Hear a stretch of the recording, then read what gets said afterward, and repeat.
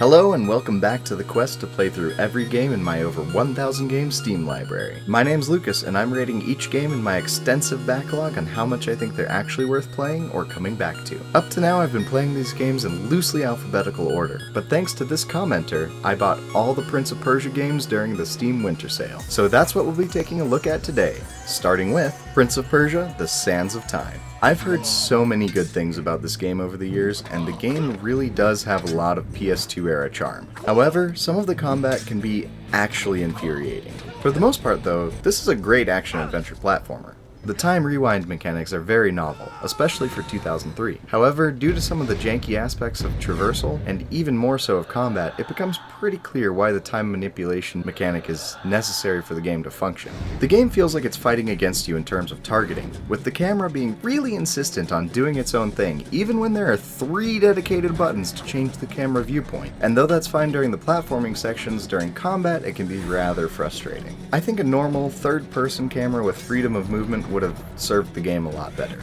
Although the combat can be fun with a lot of flair and fluidity, it's also undeniably the biggest issue I have with the game. It can be incredibly hard just to get the prince to attack the enemy you're trying to attack. And this issue is all the more problematic because to defeat an enemy in the Sands of Time, you first have to knock them down and then finish them off.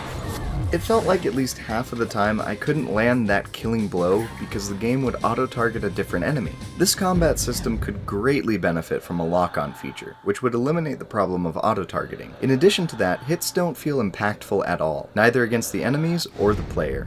And for the most part, I didn't even realize when I had been hit. Also, once you get downed, it is very easy to be stun-locked to death, which can be so very frustrating.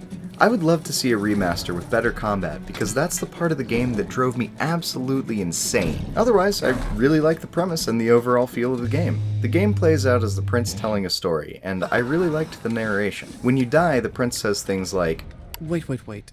That's not how it happened. Now where was I? And when saving, he says, Done. I'll start the story from here next time. When you reach a save point, you get a premonition of what will happen in the near future, which is an interesting touch which can be explained in-universe since the save points are manifested as these fonts of sand of time. Also, you heal yourself in these games by gulping down tons of cool, refreshing water, because the prince is a thirsty boy who knows the importance of hydration.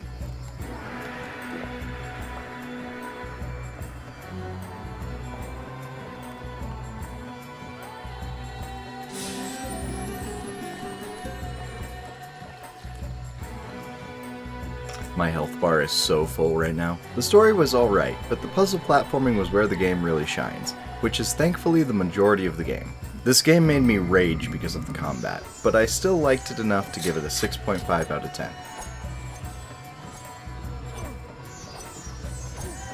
Our next game, Prince of Persia: The Forgotten Sands, was actually the last in the Sands of Time series to be released as it came out in 2010. And wow, 7 years and a new console generation make a huge difference. I enjoyed this one quite a bit more than Sands of Time, and I think the improved camera controls have a lot to do with that. It makes combat feel so much better when you're not constantly having the camera angle changed on you. The fact that you no longer have to finish off enemies makes the game way less frustrating. Having a lock-on mechanic would still be nice, but it's much less necessary here since the combat is fairly different from the previous games. There are a lot more enemies in the Forgotten Sands, and on top of that, there's no block button. Instead, the game rewards you for being aggressive and always on the attack. There are certain moves you need to use to defeat certain enemies, like the kick against these shield guys, or the dash attack that's used at the end of platforming sections to defeat these annoying sand mages who harass you with grenade-like attacks while you're trying to navigate the level. You get experience points from enemies now, and when you level up, you can unlock upgrades in the new upgrade tree, which I thought was pretty neat. It has a lot of passive upgrades like health and sand charges, but it also includes a few new abilities too. The time rewind mechanic is back and feels pretty good. But what's more interesting is the water freezing mechanics. After a certain point in the game, you gain the ability to stop water, making it solid enough to use in platforming. You have to be very careful with your timing though, because you do have a limited amount of time before the power runs out. Often you're required to jump, unfreeze the water, then freeze it again mid-jump to complete a section. The camera does lock to fixed angles while platforming, and while for the most part they've set the cameras up pretty well, It can be a bit frustrating when the game changes from free camera to a fixed angle, and you end up jumping in the wrong direction. And speaking of platforming, most of it would be completely unnecessary if a normal person designed this fortress. But no, apparently King Solomon had his stronghold designed for the exclusive use of expert parkour athletes. The engineering of the stronghold is absolutely bizarre, and would make no sense for your average soldier or person in general. Some of the rooms make no sense at all and don't even have doors, with the only entrances being platforming puzzles. I guess that's one way to encourage fitness in your stronghold. And this isn't even like a secret military location, this is just the bathhouse. And unfortunately, despite all the water present in the game, the prince has forgotten his good hydration habits and now regains health from video gamey red orbs and not by chugging gallons upon gallons of the finest water Persia has to offer. It's supposed to predict the future through the movement of the stars. The game feels a lot more fluid than the other games in the series, but it still feels like it belongs in the Sands of Time series, though it could be played as a standalone game. It takes place in between Sands of Time and Warrior Within, and explains certain little things like where the prince got the amulet he has in Warrior Within. The story's pretty good, and features the prince and his brother Malik, and their attempt to banish the sand army that Malik accidentally summoned when trying to defend his parkour fantasy factory fortress. This game was pretty refreshing after playing the older games in the series, and I had a lot of fun with it. I'm giving it an 8 out of 10. Oh, and a weird note, to change graphics settings you have to open the gamesettings.exe in your game files, and even then you have very limited options. Not sure why they didn't just include it in the game options itself. Weird. And back in 2004 we've got Prince of Persia Warrior Within. This one is also a step up from Sands of Time, but still has a lot of the same issues. Again, you no longer have to finish off enemies, which makes combat a lot less frustrating. However, now it is very easy to fall to your death during combat. So, you win some, you lose some. The enemies have really repetitive sound effects when being hit, which can get very annoying. But the game did introduce some new platforming mechanics, like using your sword to slow your descent down a banner, which was pretty cool. But puzzle platforming in a 3D space and fixed camera angles just don't mix, especially when the camera angles are in a strange isometric angle that makes 4-direction movement a pain in the ass. For example, this jump was way more difficult in this scene because of the camera angle than when we travel into the past, where they use a much more functional side view camera angle. I think it would be best to just not have the fixed camera angles at all, or really fine-tune them to make it fun to play, or at the very least, not frustrating. The fixed camera angles also switch at a rapid pace, which makes navigation needlessly annoying. Sometimes you'll be running in one direction, about to dodge a trap, and next thing you know, the camera angle changes, and now you're moving in the wrong direction, and you get hit by the trap. Also, I'm not sure if it's because of the switching fixed camera angles or something else, but occasionally it feels like the game will just send you flying in an unintended direction, usually off a cliff, and that drives me absolutely crazy. I do like the game though, it just frustrates me. I'd like to see remakes of these PS2 era games that fix all the janky bits. Anyway, this is definitely the most metal game in the series. The soundtrack is fantastic and really gets you pumped. The game is a lot more edgy, with some scantily clad badass babes and some gory decapitations. But, more importantly, the thirsty boy is back. The story's pretty cool and deals with the consequences of messing with time in the first game, while also providing a lot of lore about the Sands of Time itself. The game does have 2 endings, one of which is the basis for the 2 thrones, but the other ending is also acknowledged in its opening cutscene as a potential timeline. It's pretty cool that the game uses the same map in both the past and the present, which poses differing platforming challenges, but the level design just might cause cancer in the state of California. I'd check with the FDA or something though, to be sure. For real though, the level design makes it very easy to be randomly thrown into the abyss. Another little thing I thought was neat about the game was that the hidden chests unlock the game's concept art instead of any in-game rewards. Overall, I liked it a bit better than Sands of Time, though it still made me quite livid at times. It's still getting a 6.75 out of 10. And last in this timeline, we've got 2005's Prince of Persia: The Two Thrones. This one was quite a bit better than Sands of Time and Warrior Within, though the camera still fights you. When you move the camera upward, then start moving forward, the camera forces itself back down, and you can't change this. Luckily, that's the most annoying thing about this game, Sometimes the fixed camera angles mess you up here too, just like the previous games, but there are cool new platforming things like the two close together walls you can shimmy up or down, and chains you can drop down from, as well as knife slots in the walls you can hold onto, and launch pads that send you forward diagonally when you jump off of them during a wall run. There are new attacks where you spin around a pole and can hit multiple enemies, and the game lets you be a bit stealthy and perform assassinations whilst undetected, which is a really nice addition. These assassinations are carried out with a series of QuickTime events with a glowing blade rather than a button prompt, which is a much more immersive way to do QTEs. You're also periodically transformed into a sand demon with tons of power at the cost of an ever-depleting health bar, which you have to kill enemies to replenish, or break pots and stuff. While transformed, you have a powerful chain whip that functions both for combat and traversal. This transformation is similar to a form that's unlocked towards the end of Warrior Within, but I won't discuss that in case you're worried about spoilers. I know I would be. The story's really good, building from the previous entries quite nicely. Unfortunately, cutscenes are unskippable, which is annoying if you die and are sent back just to watch the cutscene again. Speaking of which, the characters look slightly different in cutscenes, and it's mildly off-putting until you get used to it. The game brings back some of the characters from the first game in a way that feels really well done. It seems I chose the right moment to return. Thank you.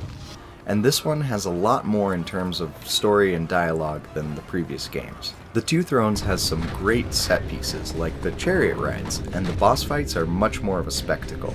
This giant though, this guy sucks. His fight is actually pretty annoying because of the camera being a nuisance yet again. On the positive side, the thirsty boy remains thirsty and will one day drink the entirety of the Mediterranean Sea.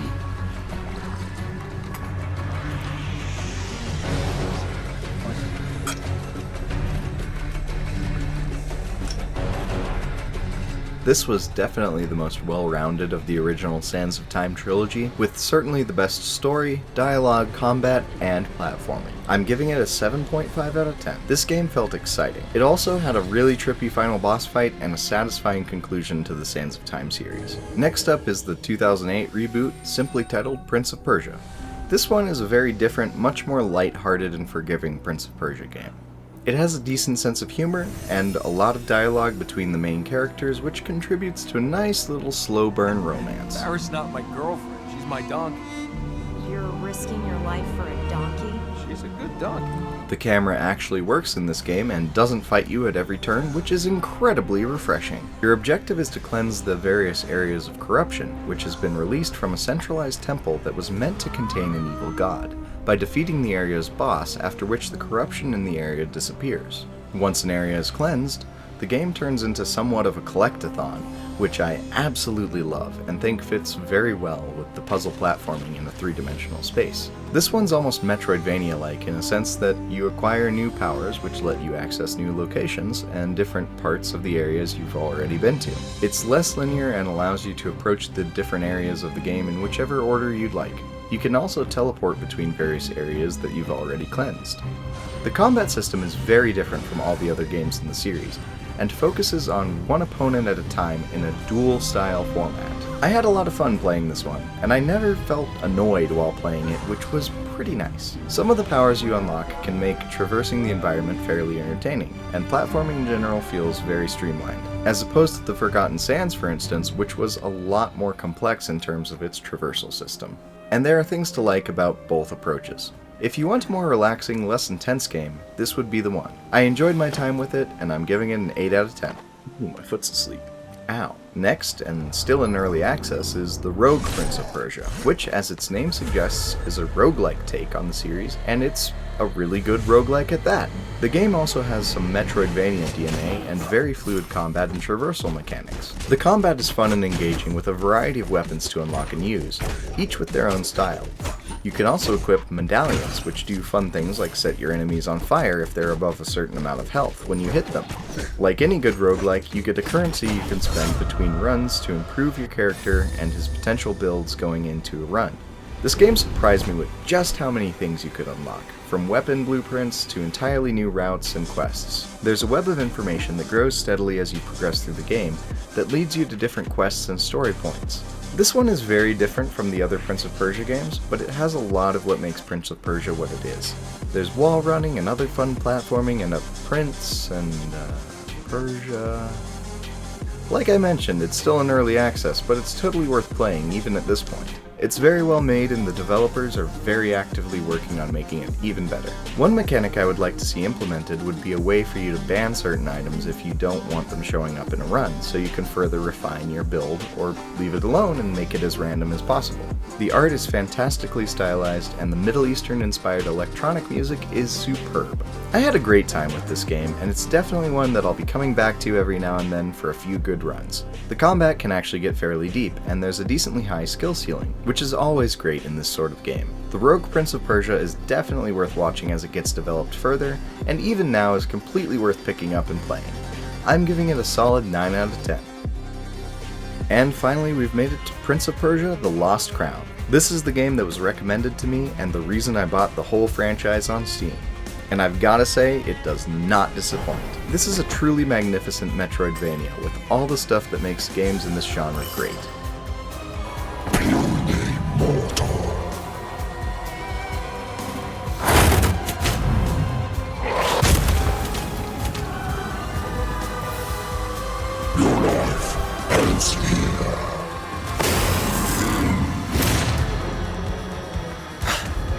Heard that one before. It isn't punishing in regard to death, which is pretty nice. In boss fights, when you die, you can either respawn directly into the fight, or back at the last walk tree you rested at. None of that's to say that the game is too easy, however. The difficulty is well balanced. Normal fights can be tough, but not impossible. The game feels fair, and that's really important. The gameplay is very smooth, and the slow unlocking of game mechanics is great. You can customize your build with various medallions which have different perks. However, some medallions require more slots to equip them, which keeps the player from becoming too overpowered. The Lost Crown is actually a lot like Hollow Knight, but with significantly more dialogue. There's even a character that sells you maps of the area just like in Hollow Knight. You also end up unlocking a dash move which furthers the similarity and feel. So if you're dying waiting for Silksong, then this game just might sate your appetite for a bit.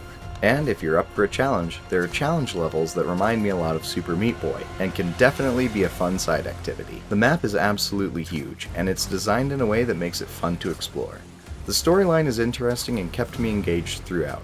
It was an interesting choice that in this one you don't actually play as the prince, but rather one of Persia's strongest warriors, the Immortals, with the goal of rescuing the prince who has been kidnapped and taken to a sacred mountain where time is a complete mess. The game looks absolutely stunning and has some of the best 3D, 2D graphics I've seen so far. Also, as a little bonus, if you prefer the look of the prince in the prior games, you can change your character's skin to any of those. They're pretty much all in the game, which is amazing. Hours just evaporated with this game, and I had a really great time with it. I'm giving it a 9.5 out of 10, and it's definitely a solid recommendation from me. And that's all of the Prince of Persia games on Steam. Unfortunately, they don't have the DOS games. I'd love to hear what you think about these games down in the comments. Tell me a tale like none that I have ever heard. And as always, remember to like and subscribe. Thanks for watching, and I hope you have an amazing day. I'll see you in the next one.